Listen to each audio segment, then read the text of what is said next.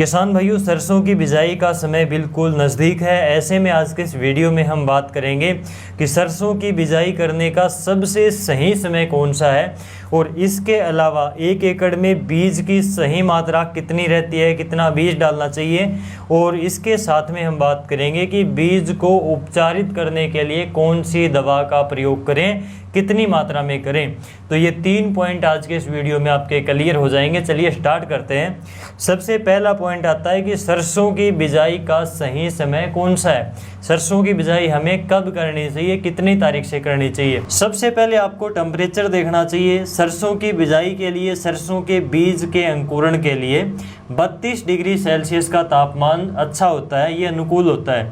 अगर बात करें हम तारीख की, तो 25 सितंबर से लेकर 15 अक्टूबर तक का जो टाइम है, ये सरसों की अगेती बिजाई करने के लिए अच्छा होता है। इसको हम सरसों की अगेती बिजाई कहते हैं। अगर हम बात करें सरसों की समय पर बिजाई का कौन सा टाइम है, तो 16 अक्टूबर से लेकर 25 अक्टूबर के बीच का जो टाइम है, ये सरसों की बिजाई करने का सही समय, मीडियम टाइम जो है माना जाता है, नॉर्मल टाइम मानते हैं। अगर बात करें इसकी पछेती टाइमिंग की, तो सरसों को हम 26 अक्टूबर से लेकर 5 नवंबर तक भी लगा सकते हैं। 5 नवंबर के बाद में सरसों की बिजाई ना करें, उसके बाद में आप गेहूं की बिजाई कर सकते हैं। सरसों उसके बाद में अच्छा प्रोडक्शन नहीं देगी।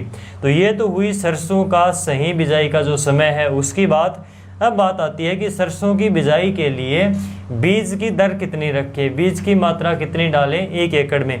तो 1 एकड़ में 1 किलोग्राम बीज सरसों का पर्याप्त होता है। 800-900 ग्राम भी अगर आपने डाल दिया और सही जर्मिनेट हो गया तो भी ये पर्याप्त रहता है। लेकिन नॉर्मली 1 एकड़ में 1 किलोग्राम बीज की मात्रा हम लेकर चलते हैं, ये सही रहता है। अगर हम बिरानी क्षेत्र में बिजाई करते हैं सरसों की, या फिर ज़्यादा लेट सरसों की बिजाई करते हैं, तो बीज की मात्रा थोड़ी हमें बढ़ा लेनी चाहिए। वहाँ पर फैलाव कम लेती है। लेट बिजाई करते हैं तो पौधे को फैलने का टाइम कम मिलता है, और बिरानी क्षेत्र में भी ज़्यादा फैलाव नहीं ले पाती सरसों, इसलिए 1.5 किलोग्राम तक बीज की मात्रा वहाँ पर हम ले सकते हैं। इसके बाद में अगला पॉइंट आता है कि अगर हम घर की सरसों लगाते हैं, जो घर से निकली हुई सरसों का बीज है, अगर वही इस साल अगर हम लगाते हैं तो उसको उपचारित कैसे करें। क्योंकि जो कंपनियों का बीज आता है पैकेट में, वो तो पहले से उपचारित होकर आता है, उसके ऊपर दवाई लगी होती है। अगर हम घर की निकली हुई सरसों से बीज तैयार करके बिजाई करते हैं तो उसको भैया उपचारित ज़रूर कर लेना। उपचारित करने के बाद में उस बीज में बीमारियां आपकी कम आती हैं। जो फंगस वगैरह की, जड़ गलन है, तना गलन की जो दिक्कत आती है, उनका प्रकोप कम हो जाता है। तो बीज को उपचारित करने के लिए 2 ग्राम कार्बनडाजिम जो फंगिसाइड आती है, उसकी मात्रा आपको 1 किलोग्राम बीज के साथ में लेनी है। यानी कि 1 किलोग्राम बीज की मात्रा के साथ में 2 ग्राम कार्बनडाजिम फंगिसाइड जो दवाई आती है, उसकी मात्रा आपको लेनी है। इनको अच्छी प्रकार से बीज के साथ में दवाई को मिक्स करके आपको बिजाई कर देनी है। तो आपकी फसल में जो फंगस से होने वाली बीमारियां, जैसे कि जड़ गलन है, तना गलन है, इसी प्रकार की जो फंगस से बीमारियां फैलती है सरसों में, उनका प्रकोप कम हो जाएगा, उनकी शिकायत बिल्कुल ही कम आएगी।